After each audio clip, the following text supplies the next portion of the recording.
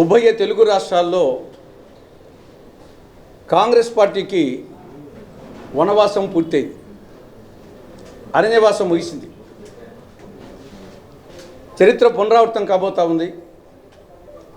మొదటి నుండి కూడా ఉభయ తెలుగు రాష్ట్రాలు కాంగ్రెస్ పార్టీకి, నెహ్రూ కుటుంబానికి కంచుకోటం.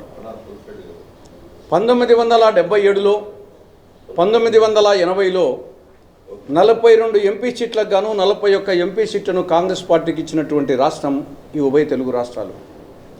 2004, 2009లో కూడా కేంద్రంలో కాంగ్రెస్ నేతృత్వంలో యూపీఏ ప్రభుత్వం వచ్చి మన్మోహన్ సింగ్ ప్రధానమంత్రి అయ్యడానికి ప్రధాన కారణం ఉభయ తెలుగు రాష్ట్రాల్లో ఎక్కువ ఎంపీ సీట్లు రావడమే. కాబట్టి మొదటి నుండి కూడా ఉభయ తెలుగు రాష్ట్రాలకు కాంగ్రెస్ పార్టీకి, నెహ్రూ కుటుంబానికి ఆ అవినాభావ సంబంధం ఉంది. రాష్ట్ర విభజన అన్న ఒక్క కారణం చేత దాదాపు 10 సంవత్సరాల పాటు అధికారంకు దూరమై అరణ్యవాసం చేయాల్సి వచ్చింది. ఇటీవలనే తెలంగాణలో ఆ అరణ్యవాసం ముగిసి, ఆ వనవాసం ముగిసి అక్కడ కాంగ్రెస్ పార్టీ అధికారంలోకి వచ్చింది.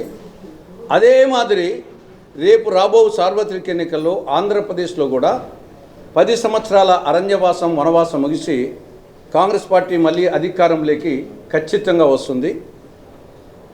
రాబో సార్వత్రిక ఎన్నికల్లో మా నినాదాలు 2. మొన్న కర్ణాటకలో కాంగ్రెస్, నిన్న తెలంగాణలో కాంగ్రెస్, రేపు ఆంధ్రప్రదేశ్లో Congress. Why not Congress in AP? ఈ నినాదాలతో మేము ముందుకు పోతున్నాం. ఖచ్చితంగా మాకు పరిపూర్ణమైన విశ్వాసం ఉంది అధికారంలోకి వస్తామని. అధికారంలోకి వచ్చిన తర్వాత ఇప్పటికే 6 సూత్రాల కార్యక్రమాన్ని అమలు చేయాలని నిర్ణయించడం జరిగింది. దానికి మరికొన్ని సూత్రాలు కూడా యాడ్ కావడం జరుగుతుంది. ఈ 6 సూత్రాల్లో నంబర్ 1, రైతులకు సంబంధించి 3 లక్షల రూపాయల వరకు వ్యవసాయ రుణాల మాఫీ. నంబర్ 2, మహిళలకు సంబంధించి 500 రూపాయలకే వంట గ్యాస్ సిలిండర్ సరఫరా.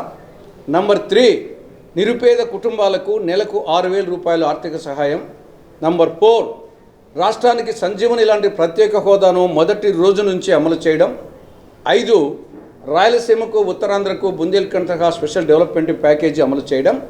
6వది, విభజన చట్టంలో పేర్కొనబడి అపరిష్కృతంగా ఉన్న అన్ని సమస్యలు, కడప జిల్లాలో స్టీల్ ప్లాంట్, దుగరాజపట్నం ఓడరేవు, పోలవరం పూర్తి చేయడం, Visakha metro, Vijayawada metro, Visakha railway zone, Visakha Chennai industrial corridor, ఈ విధంగా అపరిష్కృతంగా ఉన్న అన్ని సమస్యలను పరిష్కరించడం జరుగుతుంది.